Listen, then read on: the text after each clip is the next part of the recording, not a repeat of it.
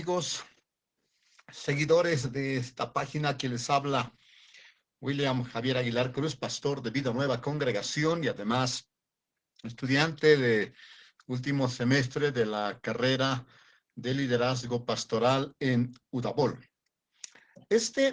Un breve resumen de un taller, seminario respecto a la formación del pastor en el siglo XXI, las demandas y obviamente lo referente a sus competencias en la actualidad. Yo personalmente soy un convencido de que si bien es cierto el llamado al servicio es de parte de Dios, obviamente. Como se anota en el libro de Romanos, capítulo 11, verso 29, que dice, porque irrevocables son los dones y el llamamiento de Dios. Sin embargo, nos corresponde prepararnos, capacitarnos, educarnos, instruirnos, etcétera. Eso ya es responsabilidad nuestra. Nada cae del cielo, así por así. El proceso de enseñanza y aprendizaje tampoco se da por ósmosis. En ese sentido, a partir de ese llamado, de la vocación de servicio, de la disposición de nuestro corazón, emprendemos una maravillosa travesía cuyo objetivo final es influir. Influir en la familia, en nuestros vecinos, en los hermanos de la iglesia, influir en la sociedad, influir para que todos nos encaminemos hacia la salvación prometida por Dios y paralelamente gozar de todas sus bendiciones y servir al Señor mientras permanezcamos en esta tierra. Para ello, el proceso, la travesía a seguir. Me permito clasificar en tres áreas importantes todo el desarrollo de este taller. En principio, lo referente a las competencias formativas en base a un sistema innovador de formación. Luego, las bases en cuanto a conocimientos de mente, intelecto y la adaptación del modelo de Dick y Carrey. Finalmente, una descripción clara respecto del objetivo final. En cuanto se refiere a la labor misma del pastor, nos referimos a su perfil, manual de funciones, evaluaciones, etcétera. Ok, en cuanto se refiere a las competencias formativas en base a un sistema innovador de formación, es sumamente importante conocer, desarrollar o en algunos casos fortalecer los saberes y competencias para una excelente aplicación. Los saberes son un conjunto de ciencias relacionadas al conocimiento, aspectos filosóficos, científicos, cuestiones técnicas, artísticas, religiosas, etcétera. Las competencias, en cambio, está referida a la pericia, a la aptitud o a la idoneidad para entender y hacer algo o intervenir en un asunto determinado. Saber algo o saber hacer algo de forma correcta. En cuanto se refiere a los atributos de las competencias a desarrollar, podemos mencionar, por ejemplo, los conocimientos, las capacidades, habilidades, aptitudes, talentos, destrezas, actitudes, dones, en fin. En ese sentido, mencionamos algo importante, el saber, que está referido a los conocimientos. Luego, el saber hacer, que tiene que tener la capacidad de aplicar todo lo aprendido. Esto nos va a conducir a un saber ser. ¿Qué tipo de personalidad una tiene? ¿Cuáles son los paradigmas? ¿Cuál es la filosofía de vida con lo que usted vive? El saber ser, actitudes, dones, talentos. Va a permitir esto, nos va a conllevar a un saber convivir. Necesitamos relacionarnos con todas las personas, ¿verdad? Entonces, ese conocimiento, el saber hacer las cosas, el saber ser, adquirir, encarnarlo en nuestra naturaleza, nos va a permitir sobrellevar toda la situación en nuestra sociedad y finalmente saber pensar, que eso es algo bien importante, es donde salen las ideas, las soluciones, etcétera, etcétera. Luego habíamos mencionado las bases en cuanto a conocimientos de mente, intelecto y la adaptación del modelo Dick y Carrey, que está asumiendo Facultad de Teología, Filosofía y Letras en la carrera de formación pastoral. Es importante entender el concepto de mente e intelecto, el rol que juegan las emociones y los sentimientos, puesto que así lo entendemos, la mente de un líder, de un pastor, debe estar íntegramente al servicio de Dios. Hay algo interesante cuando el Señor Jesucristo ha sido encontrado a sus 12 años en la sinagoga y dice, en los negocios de mi Padre estoy, ¿verdad? Ahora bien, el modelo psicopedagógico adoptado por la Universidad Udabol es el denominado, decíamos, Dick y Carrey, es la aplicación de una serie de herramientas de las tecnologías de información, comunicación, que permite aplicar los conceptos de una mejora permanente y continua, que se reflejan en la elaboración de planes operativos anuales y la programación académica. Esto implica adaptar el enfoque cristiano para la formación de los profesionales en liderazgo pastoral. Un modelo que tiene como base también las políticas de calidad y excelencia en el proceso de enseñanza-aprendizaje. Algo sumamente importante y digno de destacar es que el profesional en liderazgo pastoral no se queda ahí. Dentro de las estrategias formativas se consideran, por ejemplo, posgrados aplicados a sistemas de investigación que conducirán a la docencia, por ejemplo, al campo de la investigación, al fortalecimiento precisamente de la investigación, a las políticas de investigación y las estrategias.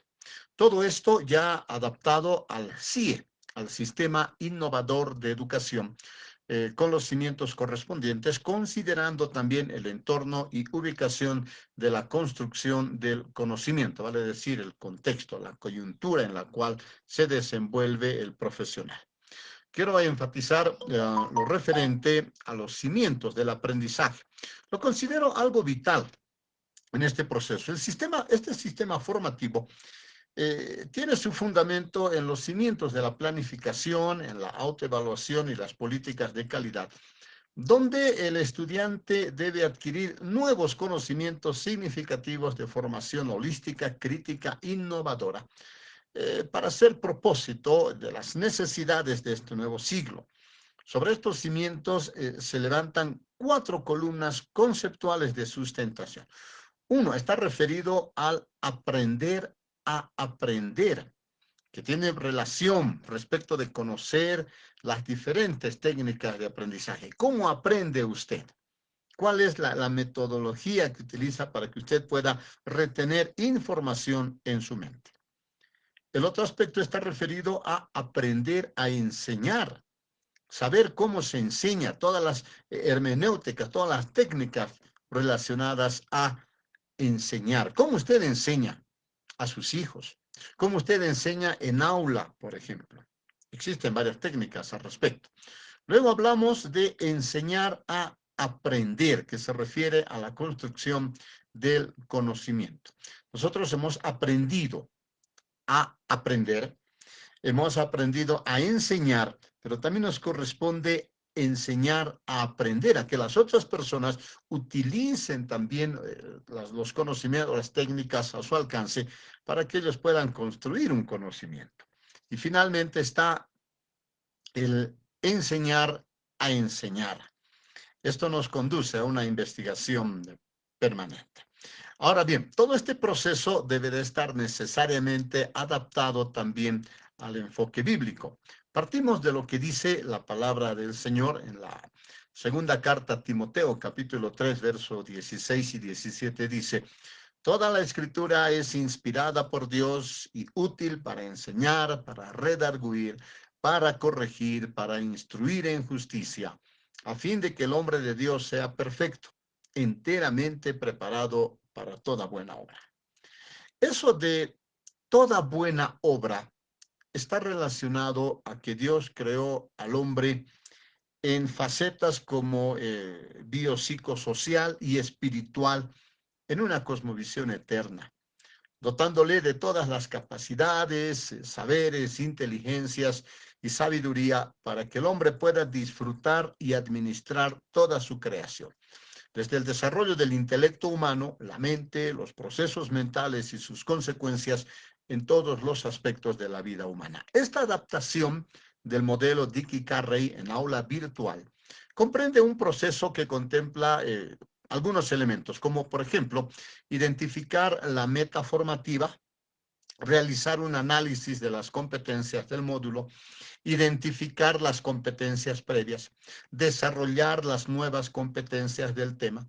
Asimismo, el desarrollo de instrumentos evaluativos continuos y permanentes. Y el hecho de desarrollar estrategias formativas, el desarrollo y selección del material didáctico, por ejemplo, la evaluación formativa de las competencias, la evaluación sumativa de las competencias, una autoevaluación continua y permanente es importante y vital. Finalmente, hablamos de una descripción clara respecto del objetivo final en cuanto se refiere a la labor misma del liderazgo pastoral. Nos referimos a su perfil, a un manual de funciones, evaluaciones, en fin. De alguna manera, esto responde a una interrogante. ¿Por qué debería de estudiar liderazgo pastoral? Muchas veces no existe una respuesta coherente o las respuestas simplemente carecen de fundamento respecto de una buena razón para prepararse. Hay mucha gente que asume el pastorado sin la preparación correspondiente. De ahí que en varias iglesias y congregaciones cristianas evangélicas, en muchos casos, no se consideran aspectos fundamentales para el ejercicio de la labor pastoral, tomándose en cuenta y de manera superficial áreas como una buena oratoria, una posición social económica de esa persona, cierto y un relativo interés en las cosas del Señor, etcétera, lo cual en muchos casos también simplemente va en desmedro de la labor propiamente dicha de una iglesia evangélica. De ahí la importancia, recordemos asimismo, que las demandas de los miembros de una iglesia van creciendo día a día. Los niños y jóvenes ya no son los mismos de hace unos 20 años atrás, por ejemplo. Enumeramos algunas razones para estudiar teología bíblica, para aprender, conocer más de Dios, para aprender e interpretar lo bueno y lo malo del pasado, si hablamos de la parte histórica, para aprender, entender e interpretar, conocer el plan de Dios en nuestra vida, conocer el plan de Dios para la iglesia y conocer el plan de Dios que tiene para cada uno de sus miembros. Para usar nuestra capacidad mental con eficiencia, hallar la sabiduría divina, fortalecer nuestra inteligencia, para discernir lo bueno, lo malo, entre lo vano y lo trascendente, para asumir y practicar la verdadera adoración a Dios, para predicar y enseñar la palabra del Señor con excelencia y ganar almas para Cristo, para especializarnos en la búsqueda de la verdad y defenderla, para entender la historia de la iglesia y sus protagonistas, para cultivar la humildad que da la sabiduría y el entendimiento de la voluntad de Dios, para entender los prodigios y maravillas que encierra la cosmovisión bíblica cristiana, para difundir el conocimiento de Dios con destreza, para fortalecer las bases teológicas del liderazgo pastoral, de un buen liderazgo pastoral.